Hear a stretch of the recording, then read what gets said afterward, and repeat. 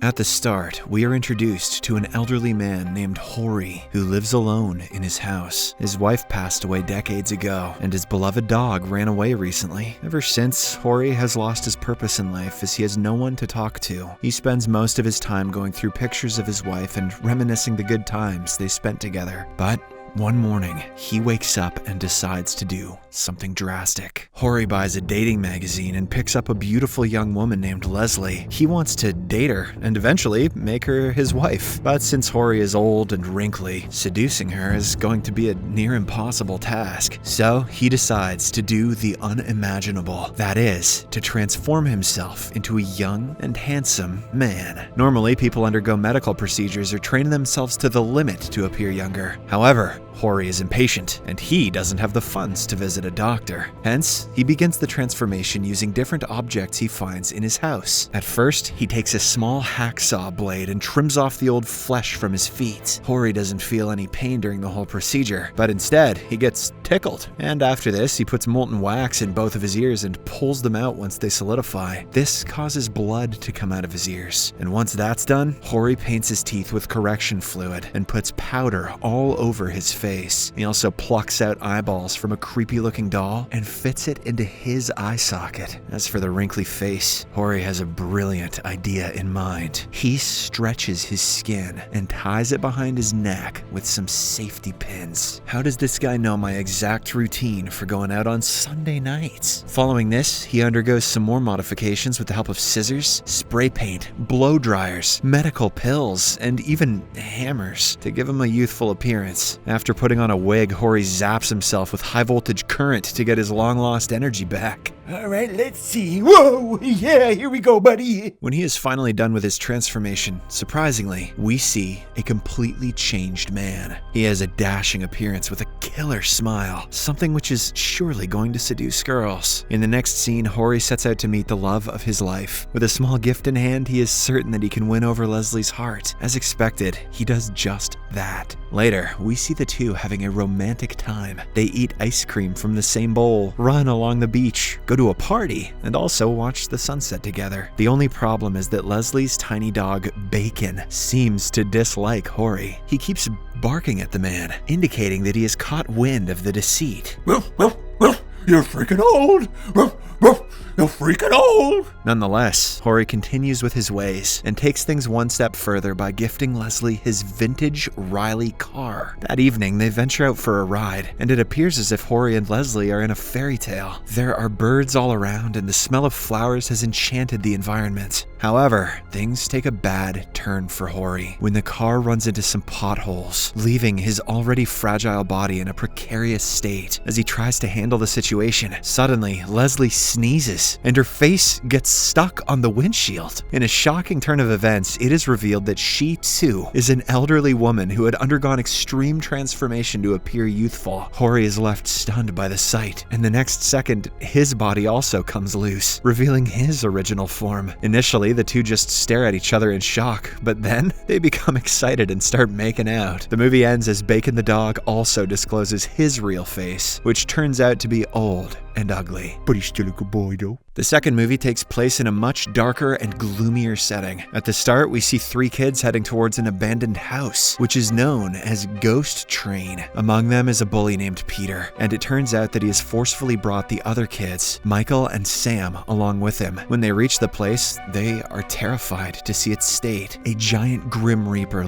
looms above the house, and several decapitated heads are seen hanging from the ceiling. The youngest kid, Sam, wants to run to the beach, but Peter doesn't let him go. After a while, they spot a skull on the wall, which is revealed to be the ticket machine. A sign next to it says, £1 per ride, please. Without wasting any time, Peter asks the boys to bring out whatever money they have. Sam is still hesitant about the whole idea, but he has no choice but to forfeit his 50p coin. The hell else is he gonna do with it anyway? Once the collection is finally done, Michael nervously approaches the skull and starts feeding it with the coins. Suddenly, the ground shakes, and cockroaches begin to come out of cracks. The giant Grim Reaper also moves, ready to cause havoc. But a few seconds later, it stops, and everything comes to a halt. This enrages the bully Peter so much that he approaches the skull and starts bashing it with a stick. The other boys shout at him to stop, fearing that they will face some deadly backlash, but Peter does not listen. Eventually, he breaks the skull, and as soon as he does so,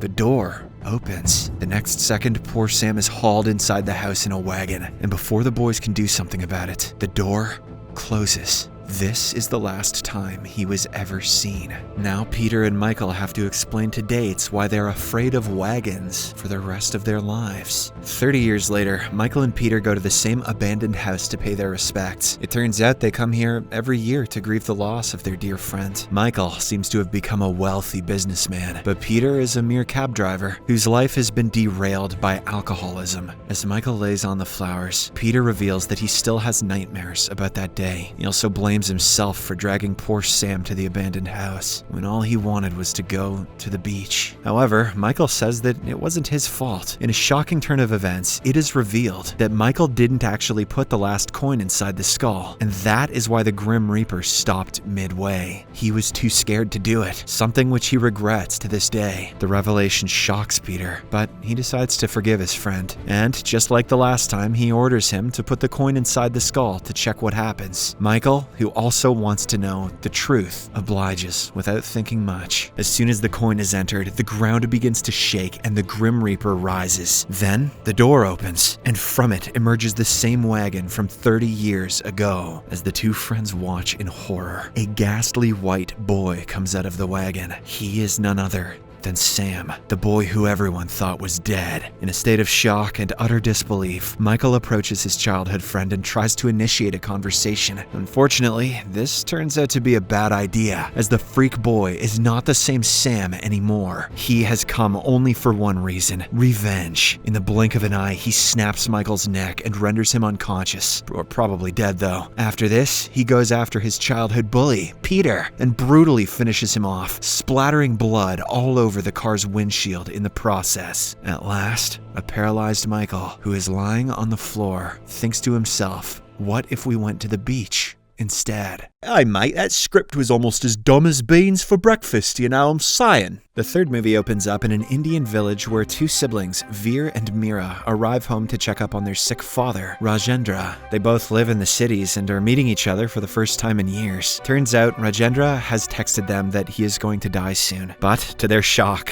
he is alive and well, preparing food in the kitchen. The siblings angrily confront the old man, demanding why he lied to them when he knew that they have busy schedules. In response, Rajendra says that he has to discuss something very important. Following this, the family heads to the living room where they sit down and have a small talk. Unfortunately, the siblings start bickering as they blame one another for their sorry state. It is revealed that their mother is in the next room, completely paralyzed and unable to talk. Although the kids love her very much, they cannot see her in this state anymore. As the conversation wears on, we get to know some more secrets about the family. The son, Veer, is revealed to be a gambler who has stolen jewelry from the house before and is dealing with dangerous drug addicts and other criminals. While the daughter, Meera, is a lesbian who ran away from home to live with her girlfriend. At present, she is failing to adopt a child. The siblings are at complete odds as they think of each other as failures. But let's be real, Veer is definitely the failure here, right? Am I crazy? When the argument starts getting violent, Rajendra intervenes and hands them a box. Inside of it, Veer and Meera find several toys from their childhood, which brings an instant smile to their faces. For a split second, they forget all their worries and rejoice in the moment. However, their happiness is short-lived as Rajendra drops a bombshell. He reveals that he has actually sold this house, and the new owners are moving in the very next day. The children are left infuriated by the news, and they inquire why such a big decision was taken without their consultation. The old man defends himself by mentioning that he built the house, and he had every right to sell it. With the money gained from it, he now plans to live the rest of his life in the city. As the children listen in shock, Rajendra then says, "Which one of you is going to take care of your mother?"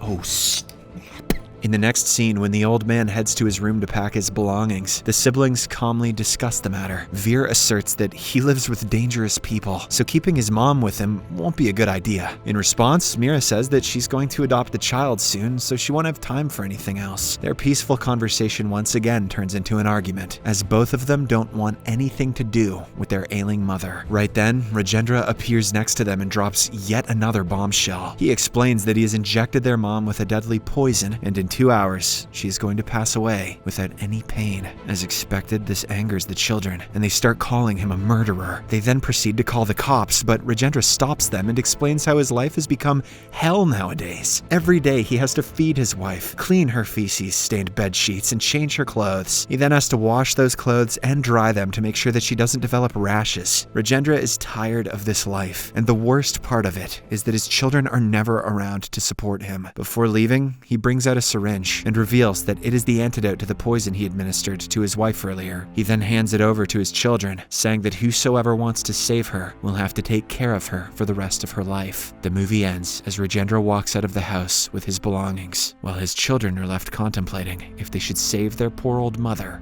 or not. Oh, dark. Subscribe for more videos like this, turn on notifications, and leave a like to help the channel out. Thank you for watching.